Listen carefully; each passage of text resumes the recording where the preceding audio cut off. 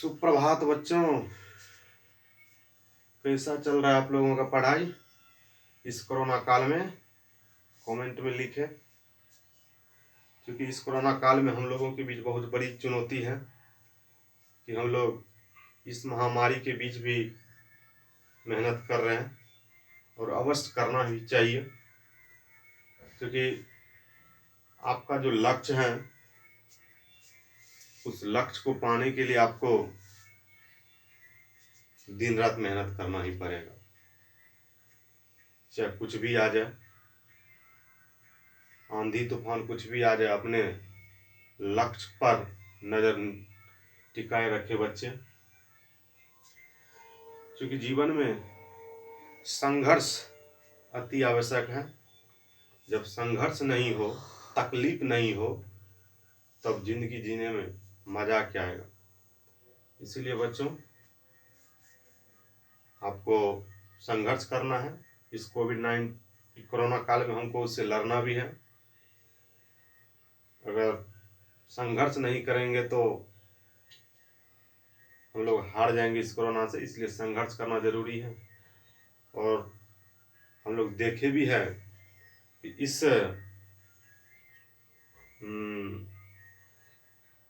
वातावरण में जो भी जीव जंतु है संघर्ष किया तो वो अभी तक इस वर्तमान स्थिति में भी प्रेजेंट है। लेकिन जो संघर्ष नहीं कर पाया वो विलुप्त हो गया। आपके सामने डायनासोर का एक उदाहरण है। इसीलिए बच्चों, इस कोरोना काल से संघर्ष करना है, लड़ना है और उसको हराना है। और आपको एक सूचना दे दूं कि आपकी क्लास कल नहीं आएगी।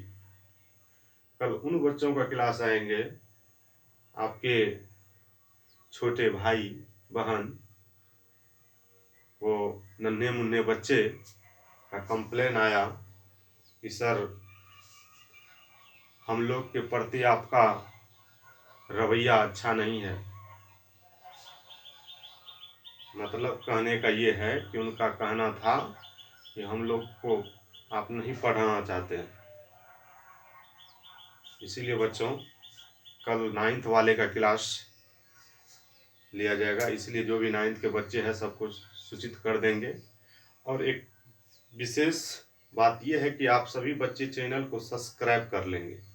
सब्सक्राइब करना अति जरूरी है, ताकि आपको जो भी नया नया वीडियो आएगा नोटिफिकेशन आपको सूचना मिलते रहेंगे। इसलिए चैनल को सब्सक्राइब करना अति आवश्यक है, ठीक ना? तो जो भी हमारे नन्हे मुन्ने बच्चे हैं 9th क्लास के, आपके छोटे भाई बहन, सबको ये सूचना दे दीजिएगा। कल आपका 9th का क्लास आ रहा है। वो फिजिक्स का क्लास लेंगे कल 9th का। चलिए, विशेष हम लोग प्रवचन ना करें, सीधा आते अपने टॉपिक के ऊपर। कल हम लोग जहां तक पढ़े थे उससे आगे आपके सिलेबस को ले जा रहे हैं। आज हम लोग पढ़ेंगे पार्श्विक विस्थापन, यानी कि लेटरल डिस्प्लेसमेंट। पार्श्विक विस्थापन या लेटरल डिस्प्लेसमेंट क्या होता है बच्चे? आइए समझिए, चित्र के माध्यम से हम लोग समझते हैं। पहले पार्श्विक विस्थापन या लेटरल डिस्प्लेसमेंट क्या है? जब प्रकाश की किरण एक माध्यम से दूसरे माध्यम में प्रवेश करता है, जब प्रकाश की किरण एक माध्यम से दूसरे माध्यम में प्रवेश करता है तो प्रकाश किरण क्या होता है? अपनी दिशा से विक्षेपित हो जाता है, अपनी दिशा से विक्षेपित हो जाता है।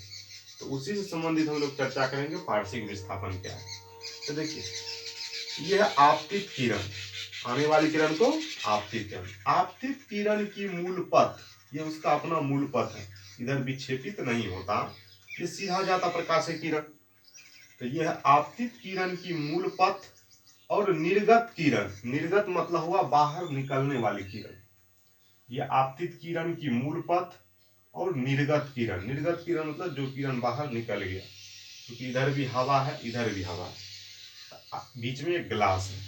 आपतित किरण की मूल पथ और निर्गत किरण के पथ के बीच की जो न्यूनतम दूरी होती है, बीच की न्यूनतम दूरी, मिनिमम डिस्टेंस, उसी को हम लोग बोलते हैं क्या? पार्श्विक विस्थापन कहते हैं। एक बार फिर समझिए, आपतित किरण की मूल पथ और निर्गत किरण, निर्गत मतलब निकलने वाली किरण, निर्गत किरण के पथ, निर्गत किरण आपतित किरण की मूल पथ, ये मूल पथ हो गया उसका।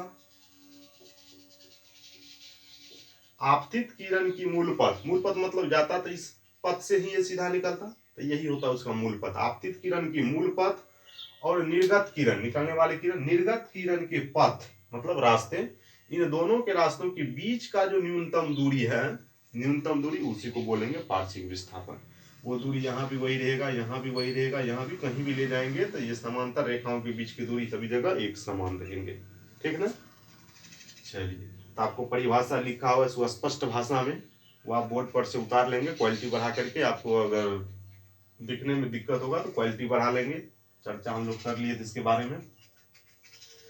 तो इसको बोलेंगे पार्श्विक विस्थापन। यहाँ एक पॉइंट है बच्चे, स्टार पॉइंट, यदि आपतित किरण के माध्यम एवं निर्गत किरण की माध्यम समान हो तब आपतन कोण एवं निर्गत कोण आपस में बराबर होते हैं। मतलब ये हुआ कि आपतित किरण की माध्यम, मान लीजिए ऊपर वाला माध्यम हवा है और निर्गत किरण निकलने वाला माध्यम ये भी हवा है, तो ऊपर भी हवा, नीचे भी हवा, बीच में ग्लास कांच है। तो आपतित किरण की माध्यम और निर्गत किरण की माध्यम अगर समान हो तो इस स्थिति में, अगर समान हो तो इस स्थिति में आपतन कोण, ये वाला आपतन कोण और यहाँ जो निर्गत कोण बन रहा है, ये आपतन कोण और निर्गत कोण ये दोनों बराबर होंगे। कब? जब ऊपर जो माध्यम है वही माध्यम नीचे भी रहे, ऊपर हवा तो नीचे भी हवा। तो उस स्थिति में जब आपतित किरण का माध्यम और निर्गत किरण का माध्यम समान हो तो उस स्थिति में ये आपतन कोण इस अपवर्तन कोण के बराबर होंगे।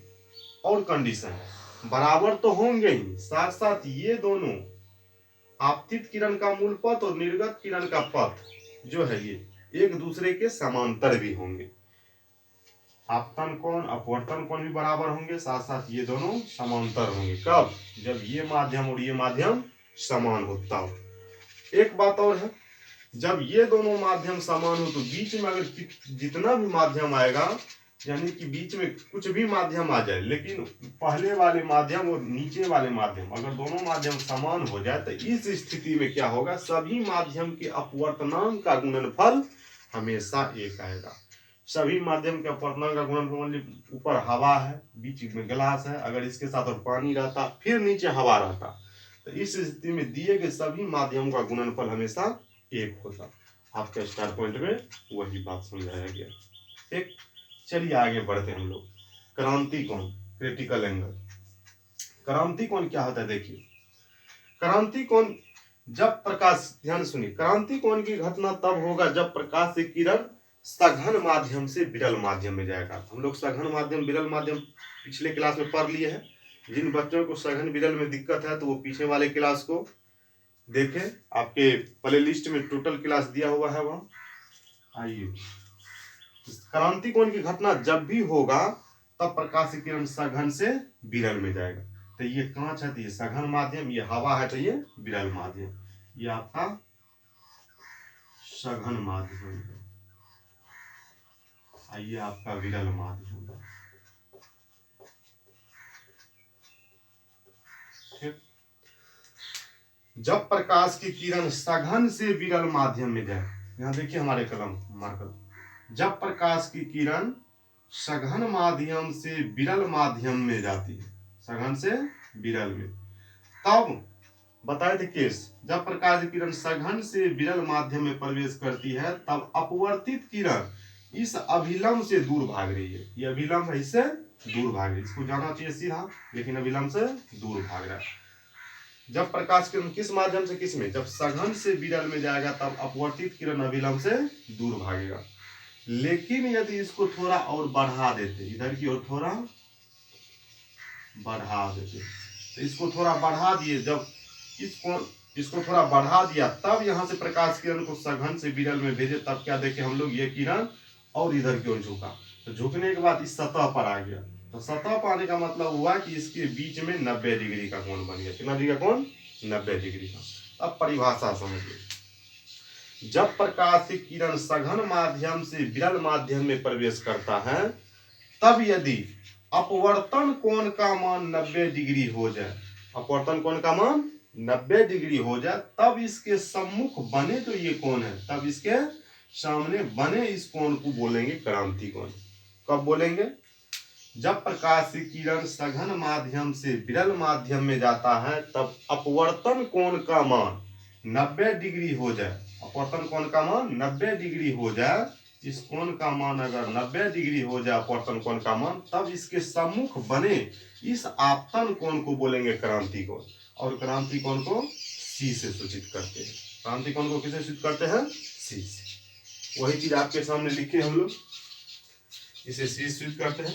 साइन सी बराबर म्यू ए बटे म्यू जी, साइन सी बराबर यानी कि साइन सी बराबर म्यू ए बटे म्यू जी। म्यू ए का मतलब हुआ कि ए मतलब हुआ एयर, हवा, ये हवा का अपवर्तनांक है, जी का मतलब हुआ ग्लास, ये कांच का अपवर्तनांक है।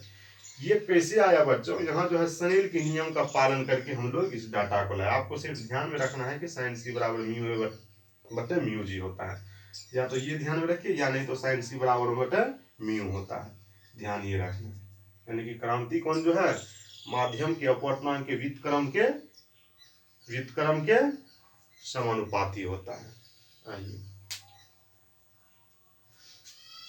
समझे बात को, एक बार फिर चर्चा कर लेते हैं। क्रांति कोण किसको बोलेंगे? जब प्रकाश की किरण सघन माध्यम से विरल माध्यम में प्रवेश करेंगे तब यदि अपवर्तन कोण का मान 90 डिग्री हो जाए तब इसके सम्मुख बने आपतन कोण को क्रांति कोण कहेंगे। ठीक, आइए प्रकाश के पूर्ण आंतरिक परावर्तन क्या होता है? Total internal reflection of light. प्रकाश का पूर्ण आंतरिक परावर्तन क्या होता है? तो प्रकाश के पूर्ण आंतरिक परावर्तन में भी प्रकाश की किरण हम सघन से विरल में ही जाएगा, सघन से विरल में। तो इसमें क्या होता है? जब प्रकाश की किरण सघन माध्यम से विरल माध्यम में जाती है तब अविलंब से दूर भागेगा। प्रकाश की सघन से विरल में जाएगा तो अविलंब से दूर।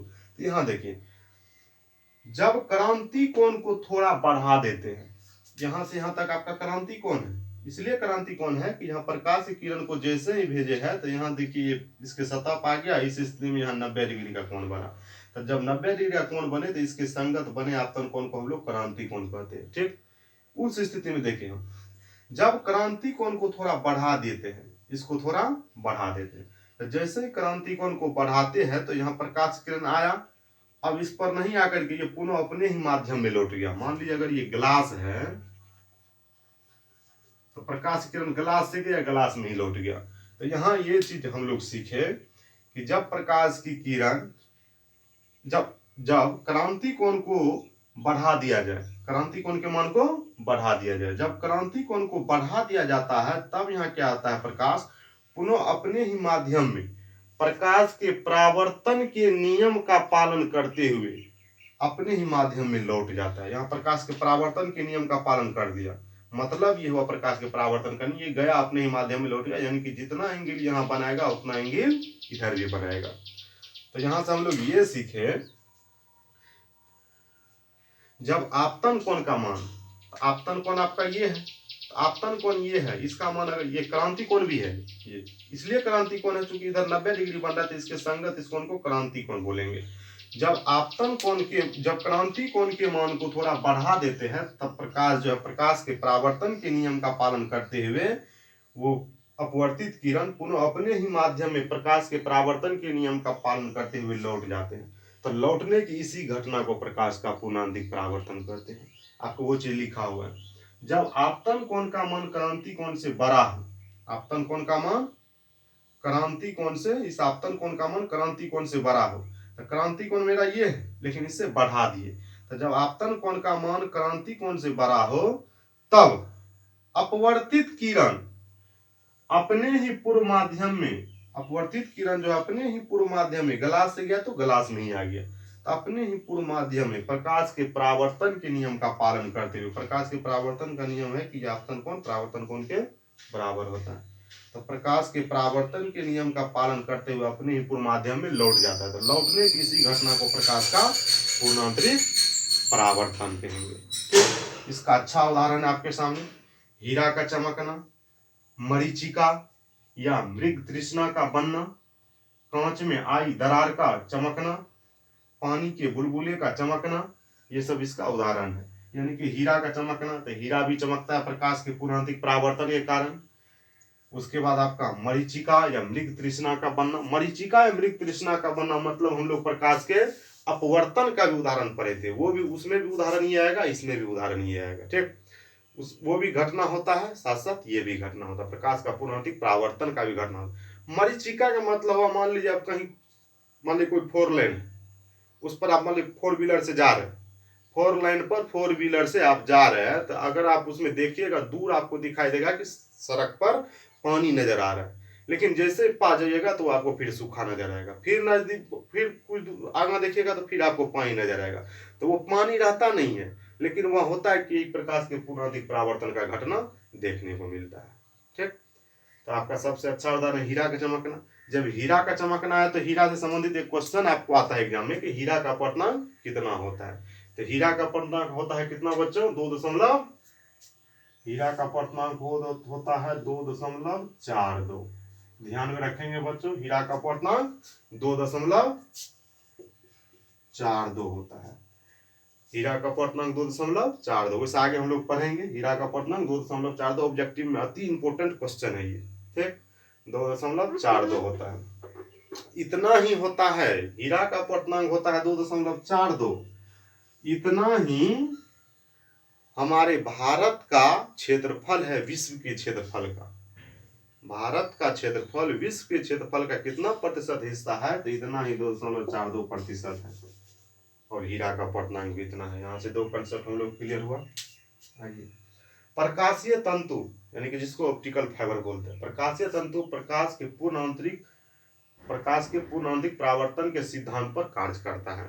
मतलब ऑप्टिकल फाइबर मान लीजिए इस तरह से होता है, इसमें प्रकाश किरण को भेजना था, प्रकाश को इस तरह भेजा जाता है कि इस छोर तक आ जाए, यानी कि प्रकाश सिग्नल को एक छोर से दूसरे छोर तक पहुंचाना, तो उस ऑप्टिकल फाइबर के माध्यम से एक छोर से दूसरे छोर तक पहुंचाते हैं। ऑप्टिकल फाइबर के माध्यम से पहुंचाते हैं, लेकिन वहां कौन नियम पालन करता है, प्रकाश के पूर्णांतिक परावर्तन, इस छोर से यहाँ तक। तो वही चीज हम लोग लिखे हैं, प्रकाशीय तंतु ऑप्टिकल फाइबर प्रकाश के पूर्णांतरिक सिद्धांत पर कार्य करता है, जिसके सहायता से प्रकाश सिग्नल को एक जगह से दूसरे जगह भेजा जाता है, एक जगह से दूसरे जगह भेज सकते हैं।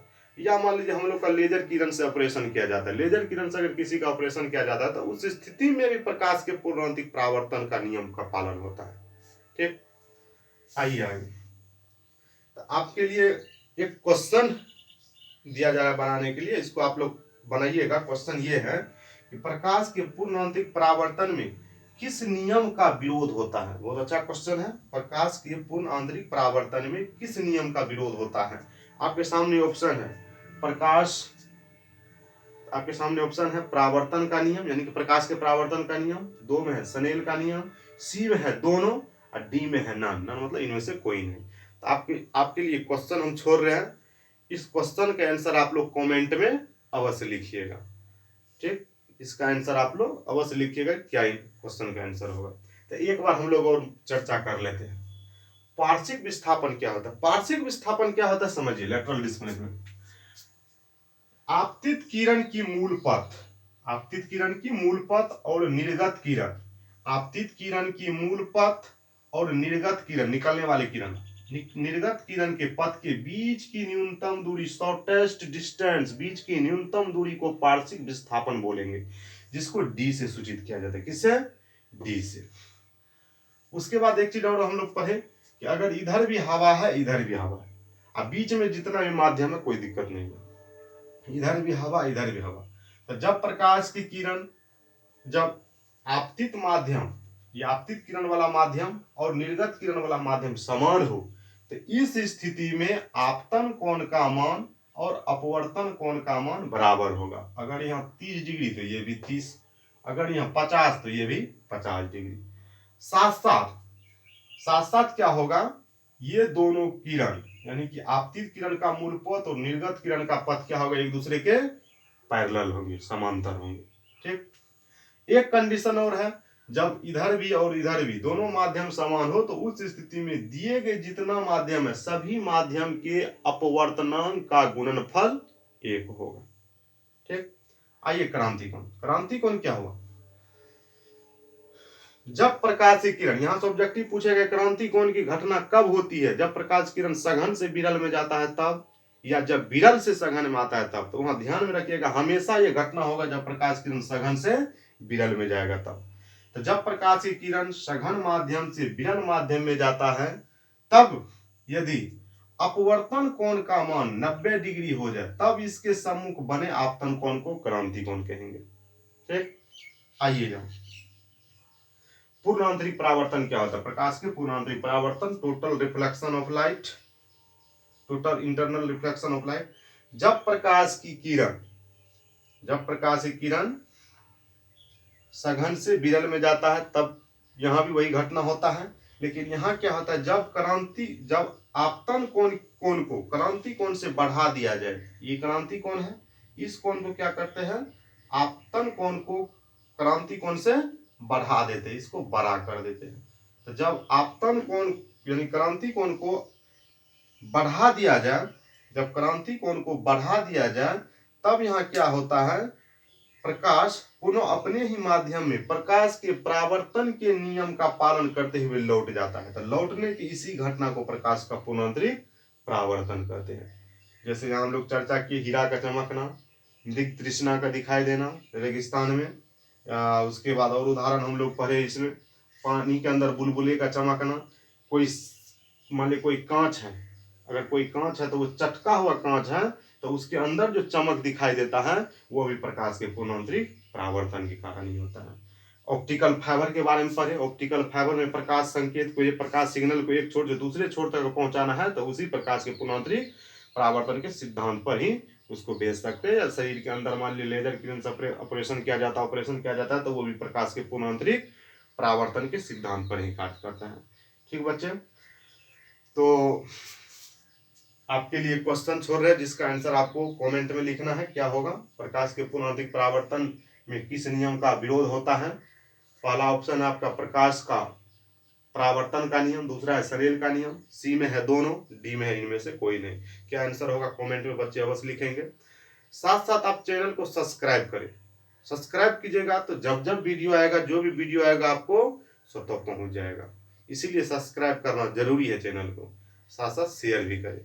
ठीक, तो कल आपके नन्हे मुन्ने बच्चे के लिए क्लास हम लेकर आ रहे हैं।